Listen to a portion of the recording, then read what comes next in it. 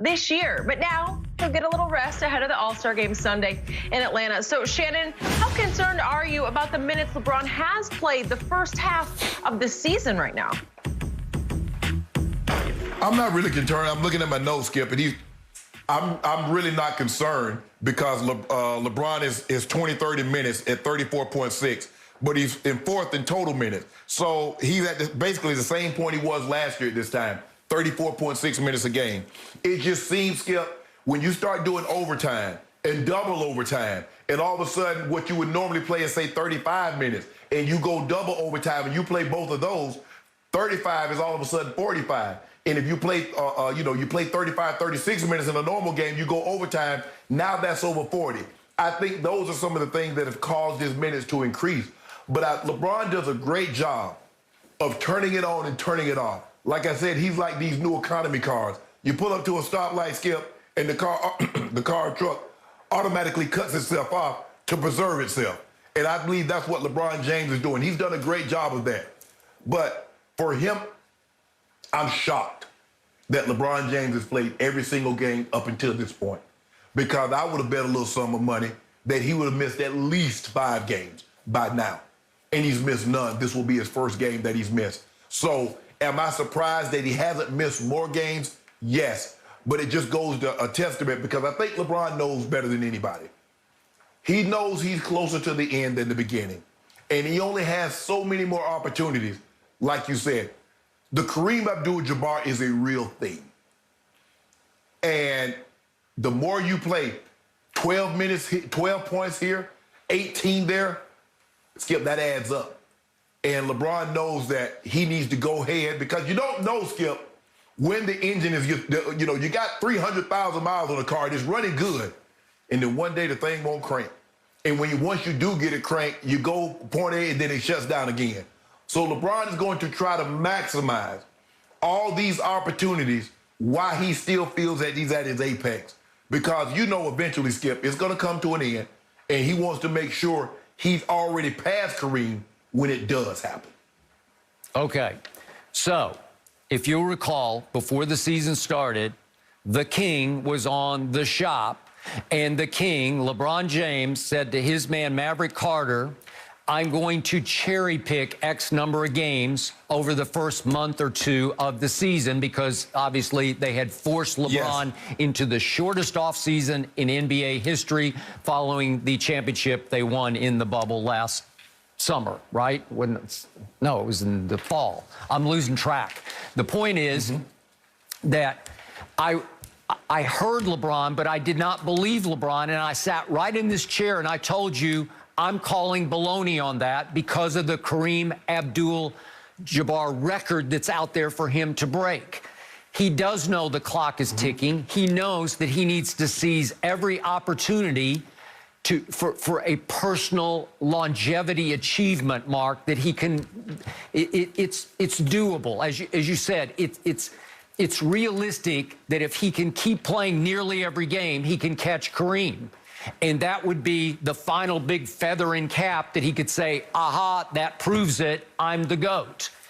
It won't prove it to me, because it's just a longevity record, because he played longer than anybody else, especially Michael Jordan. But the point is, after he said that, I kept waiting for him to at least take one night off. He took no nights off until the final game of the first half of the season. So we're exactly 36 games into the season so far. They're going to play 72, and the final game is tonight at Sacramento, and he finally said, okay, I'll miss that game. And it is shocking to me. It's actually, from your perspective and the Lakers' perspective, horrifying that LeBron has played the 4th most minutes in the league. And remember, he's only 4 minutes shy of 3rd place, Fred VanVleet. He's only 11 minutes shy of Jokic, who is 2nd overall in minutes played. He's not going to be able to catch Julius Randle, who's plus 71 on him right now. He just seems like he's playing every minute of every Knicks game. But the point is, 2 games. Yep. The point is that LeBron hasn't cherry-picked any games. He's played every game to date, and he's piled up a lot of points. And he'll play some games to the close, to the final buzzer, and I'll say, well, why? What are you doing? Well, he's stat padding, and I can't condemn him because it's glaringly obvious. The goal is not so much to win games right now, it's to catch Kareem. If you can win championships along the way, that's great too. But the primary goal for LeBron James, to me, is to catch Kareem. And God bless him, he is Iron Man. He's been absolutely, he has been the healthiest superstar athlete in all my years of covering sports. Nobody has been the Iron Man that LeBron has been. But at some point, Father Time is going to tap him on the shoulder. And at some point, I'm going to knock on wood because I don't even like to bring this up, something pulls. He had the groin pull 2 years ago. But that's few and far between. But he's playing a dangerous game in the second half of the season.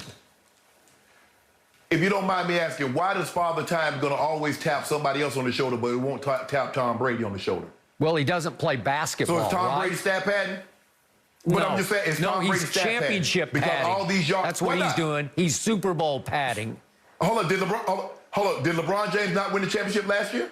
Yeah, it was. Is it a foregone conclusion that he's not going to win the championship this year? Well, they're not going to be in the bubble, so he's not going to have the bubble to his advantage this year. He obviously took full advantage of a bubble championship. I told you it was made of cubic zirconia.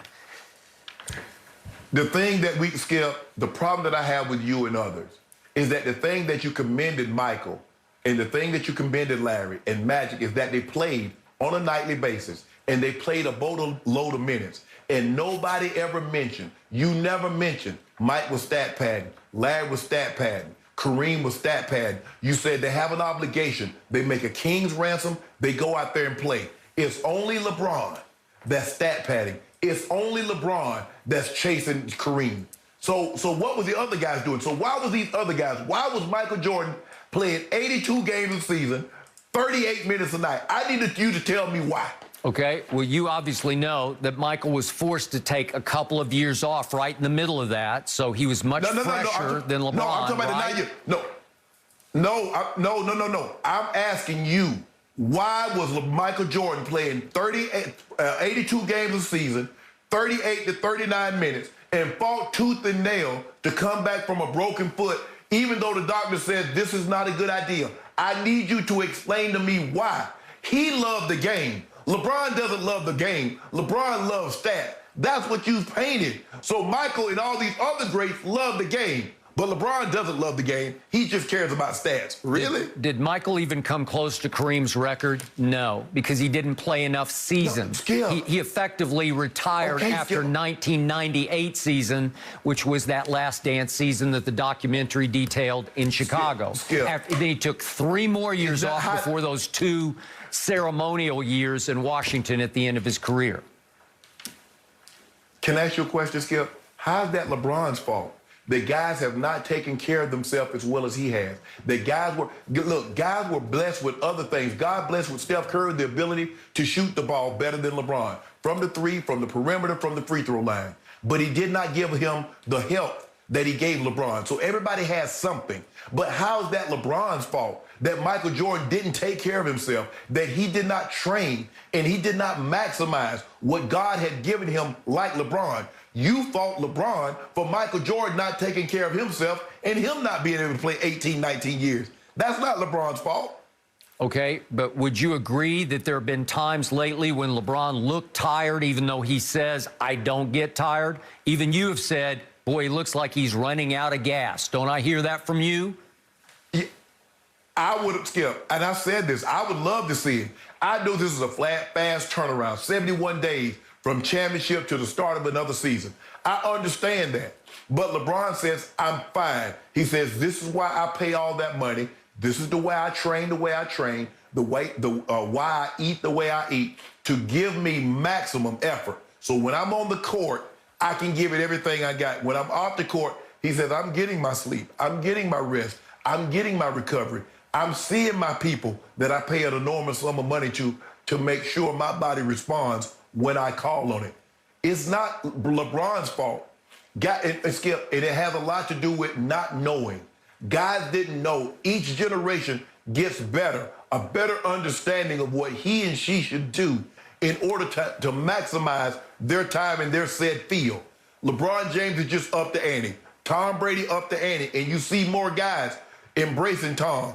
The training, the year-round training, the way he eats, the way he prepares, and you see a lot of other guys, and you're going to see a lot of other guys adopt LeBron James' principle with the way they take care of themselves. Skip, it's a lot of money to be made, and guys are saying, I'm not going out. I'm going to drive this car until the wheels literally fall off. But I'm not going to let you hold LeBron to a standard you didn't hold the other guys. The other guys played 82 games, 38 minutes a night. But LeBron James plays averaging 35 minutes, and he's stat padding. Okay, nah, but I can't get down with that. Help me out again. What year is LeBron in pro basketball? What is it? 18. 18 years. At some point. Let me ask you a question. Let me ask you a question. If I didn't tell you